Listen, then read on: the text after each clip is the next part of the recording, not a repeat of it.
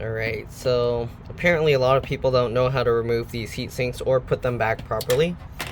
So these stock Intel CPU cooler heat sinks, you can see it has these arrows on it. These arrows are only if you're trying to unlock it. So the arrow indicates that you rotate it that way. Once you do that, you can actually pull this up, okay? So we'll twist this in on all sides. And when you go to lock it back, if you see, you don't want to leave it with that arrow facing that way. You actually want to rotate it backwards again, and then you can click it in.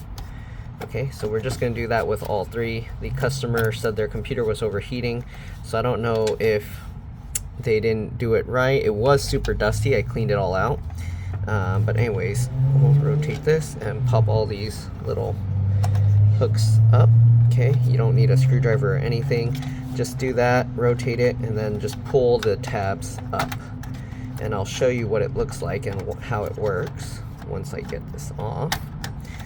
Okay, and these pegs are kind of stuck here. Why is this one stuck? There we go. And last one. Okay. They didn't put enough thermal paste. So that's one thing. Okay. I mean, they put an okay amount, but usually what happens when it gets too hot, you can see it's no longer really a paste. So even though I'm kind of like touching it, it doesn't get all goopy on my hands. But here's how the little mechanism works. So here you can see when you pull it back, these plastic things are able to go back in. So what I'm going to do now, we'll twist it back over to the tail end of the arrow, not towards the arrow. And then when you push this, so this will be against the motherboard, and then this will be in the screw hole, mounting hole. So when you push this, you can see it pushes that clip in, or that little pin in, and it spreads these two parts further apart, causing this plastic to grip. So when you twist it back, okay, there you go. Sorry, I'm doing this with one hand. But when you twist it back, first nothing happens, but then it allows you now to pull that pin back inside, okay? And that allows this to retract back. So if you're gonna redo this, all you do, clean this off with some isopropyl rubbing alcohol. Both sides, obviously, you want to clean off the one on the CPU as well.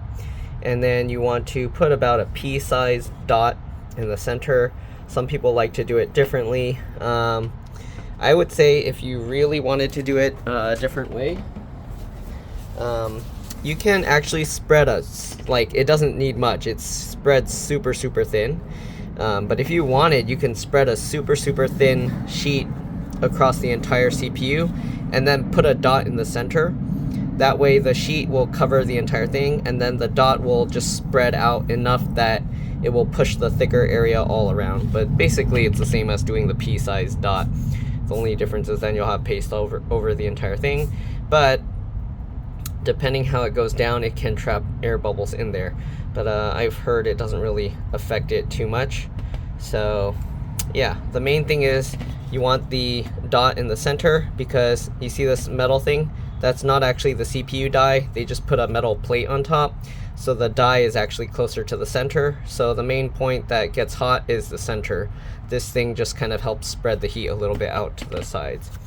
But yeah, other than that, that's pretty much it. Again, I showed you already how to put the thing back in without doing it, but I'll show you how to put it back in once I clean this all off. So let me do that and I'll be back. Alright, so here you can see I cleaned off the paste and I put a dot there about the size of a pea. Cleaned off this as well. You can see it's all like scratchy and stuff though.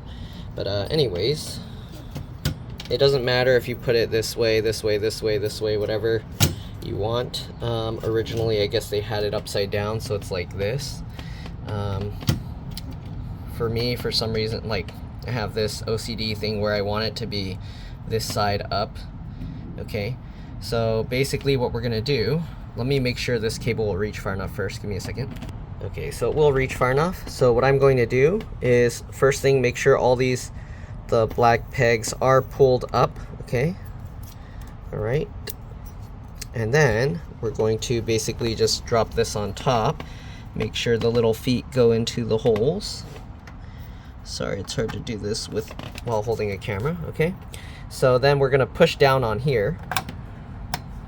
The reason why you want to push down on here is because you don't want the pegs to automatically activate themselves Okay, so again, then you want to make sure that they're not pointing at the arrowed part.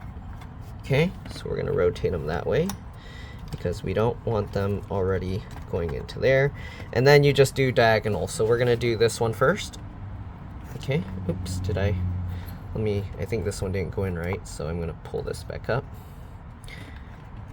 Make sure it goes in. Okay, so we're going to push this one in first, and then you can test. If you try and pull it now, it's stuck in there. Okay, we're going to now go to this one, make sure this is down all the way, and then click that in, and then you can see if we pull that and pull this, it's good, it's solid. Okay, you don't want to rotate these things after that, you just want it to stay on that tail end. And we'll go to this corner, okay, and then the last corner. Again, make sure it's in.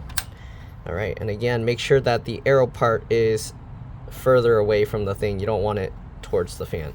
Then you can see if you try and wiggle this, it's solid, it's not moving anywhere, and you should be good to go. All right, so with the cable, you do want to make sure that you put this into the CPU fan connector, because if you put it in the chassis fan or something, then it's not going to know to speed up when the CPU is overheating, and that's going to be an issue. So you line up this, you can see it has these raised plastic bits with this thing here, and you just plug it in, and that's pretty much it.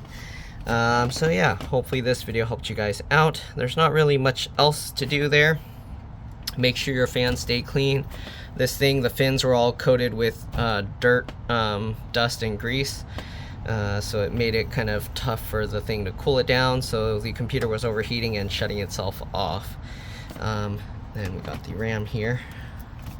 I don't know why they only have 3 sticks. Usually you want to have an even amount, 2 or 4, so that way it can run in dual channel mode. If there's 3, then it's not going to be running in dual channel mode. At least that's my understanding of it. Okay, and yeah, not really much else to say. Cleaned out all the dust there. There was a bunch of dust here, cleaned all that out.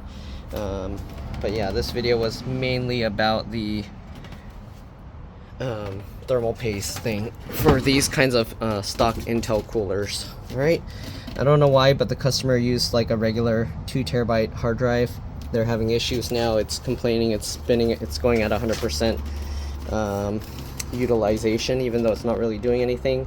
So I'm probably going to see if they let me. I'll get a 2 terabyte SSD, M.2 PCIe NVMe SSD, stick it in there, install the OS on there, and this computer will run much faster. But yeah, that's pretty much it. Hopefully this video helped you guys out.